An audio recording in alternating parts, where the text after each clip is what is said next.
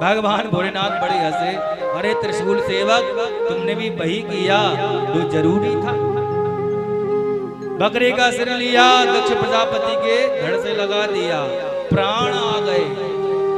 और प्राण आने के बाद नजरों को नीचे कर लिया। सबरी हे कड़ी थी ना दक्ष प्रजापति की, सब निकल गए। चाहे धन का विमान हो मैया, चाहे तन का हो, सब हेकड़ी निकल जाती है 50 वर्ष के जब ऊपर जाते हैं।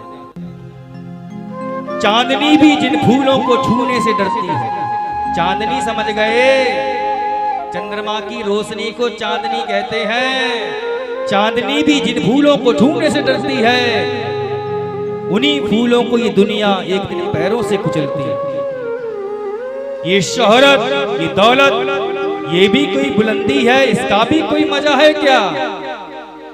जिस शाख पर बैठे हो वो टूट भी सकती है।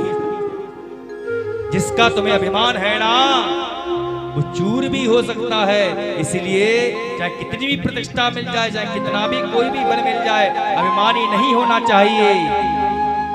इस बात को ध्यान रखना चाहिए। मशहूर होना मगर मगरूर ना होना। संसार में हर कोई चाहता है प्रतिष्ठा बढ़े, मशहूर होना मगर मगरूर ना होना। कामयाबी के नशे में, समझ गए लल्ला, तीनों तुम सही कह रहे बेटा। मशहूर होना मगर मगरूर ना होना, कामयाबी की नशे में कभी चूर ना होना। भले मिल जाए सारे जमाने की शोहरत तुमको, कायनात तुमको, पर अपनों से कभी दूर ना हो। दूर हो जाओगे ना तो कुछ नहीं बचेगा। दक्ष प्रजापति ने बहुत मदमस्त रहा करता था, मैं मेरे पास ये मैं सब कुछ हूं। भगवान ने बकरे का ही सिर लगा दिया, मैं करता रही है जिंदगी में। लेकिन दक्ष प्रजापति सबसे पहले क्या बोले? बम बम बोले। निराबलम वस्य ममा बबलम बम पाटिता चेति बलम बम प्रवर्तता वासुदेव बम बम प्रवर्तता सदैव बम बम। बम बम का जो उच्चारण है सबसे पहले दक्ष प्रजापति ने बोला। दक्ष प्रजापति ने कहा कि प्रभु आपने सबको क्षमा कर दिया, तो आप मुझे मूर्ख को भी क्यों नहीं क्षमा कर रहे? अब जो गलती हो गई तो हो गई, लेकिन अब कोई भी गलती नहीं हो गई। जब इस प्रकार कहा भगवान शंकर प्रसन्न हो गए।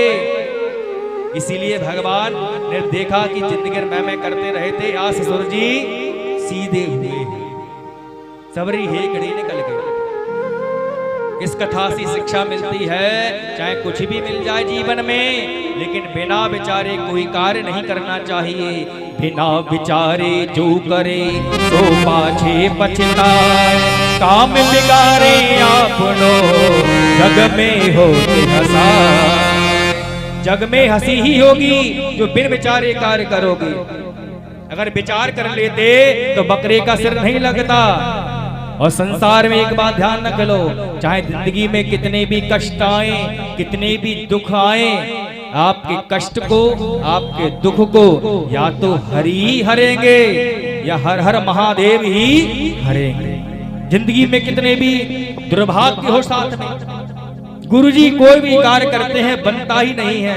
चाहे जिंदगी में आपकी कुंडली में कितने भी दोष हो, कितना भी संकट हो, कितनी भी आपके भूत प्रेत का साया हो, कोई भी कष्ट हो, कितना भी बड़ा संकट हो, कितना भी बड़ा दुख हो, भगवान भोलेनाथ की शरण में चले जाओ या श्री हरि की शरण में चले जाओ तो आप सारे दुख संकट दूर हो जाते हैं। इसीलिए अंतिम भाव